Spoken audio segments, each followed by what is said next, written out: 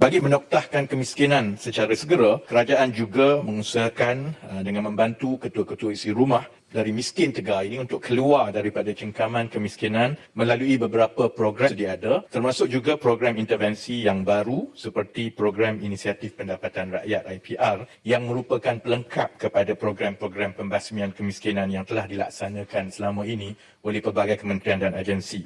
Di bawah IPR, kerajaan menyediakan ekosistem yang lengkap daripada awal sampai ke akhir, bukan sahaja dari segi bantuan tetapi juga menyediakan off-taker ataupun pembeli terus supaya kita mengatasi masalah-masalah yang berlaku sebelum ini. Perniagaan diusahakan tetapi ada masalah pengurusan, masalah pemasaran dan sebagainya. Sehingga kini sejumlah kira-kira 4,000 isi rumah dari miskin Tegar dan miskin telah menerima manfaat daripada pelaksanaan program ini. Sebanyak 3 projek rintis seperti yang diketahui, iaitu Inisiatif Usahawan Tani, Inisiatif Usahawan Makanan dan juga Inisiatif Operator Perkhidmatan. Ia dibuka selain daripada berdasarkan pangkalan data sedia ada, ia juga dibuka kepada pemohon-pemohon dan sehingga 21 November 2023, sejumlah 132,404 permohonan telah diterima. Setelah disaring, kemudian kita akan semak silang, sejumlah 49,687 individu daripada kategori berpendapatan rendah yang layak dipadankan dengan ketiga-tiga inisiatif tersebut.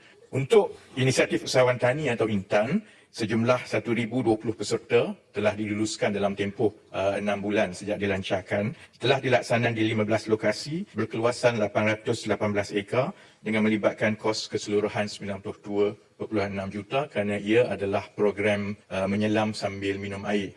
Selain daripada kita membantu miskin Tegar, kita juga menambah bekalan makanan. Jadi ia pelaburan di dalam infrastruktur makanan negara dan lebih banyak kerajaan-kerajaan negeri yang memberikan tanah, lebih banyak yang akan mendapat manfaat. Saya selalu ditanya kenapa bukan di kawasan saya, kenapa di kawasan itu.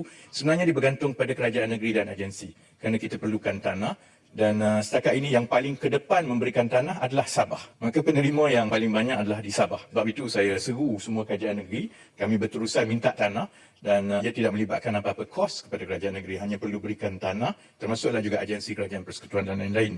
Satu lagi yang sering menjadi rujukan adalah Inisiatif Usahawan Makanan ataupun INSAN. Setakat projek rintis, kita lakukan projek rintis terlebih dahulu sebanyak 100 peserta dan sekarang ini kita menunggu kelulusan MOF untuk tender terbuka pembekalan untuk 4,900 lagi. Akhir sekali, untuk Kelantan, sejumlah 273 golongan sasar daripada Kelantan, miskin Tegar dan juga B40 telah mendapat manfaat ini. Dan dari segi hasilnya, ada yang mendapat sehingga RM12,000 ke RM13,000 sebulan. Dan memang setiap inisiatif IPR ini meletakkan lantai pendapatan, iaitu ia sekurang-kurangnya menjana RM2,000 sebulan. Dan ia dipantau melalui app. Jadi kita tahu berapa hari ini dia jual, berapa dia dapat dan sebagainya. Dan setakat ini memang ia berjaya memenuhi desain program itu. Cuma cabaran kita sekarang ini ialah untuk meluaskan secepat mungkin kerana ia bergantung kepada infrastruktur yang di luar kawalan Kementerian Ekonomi.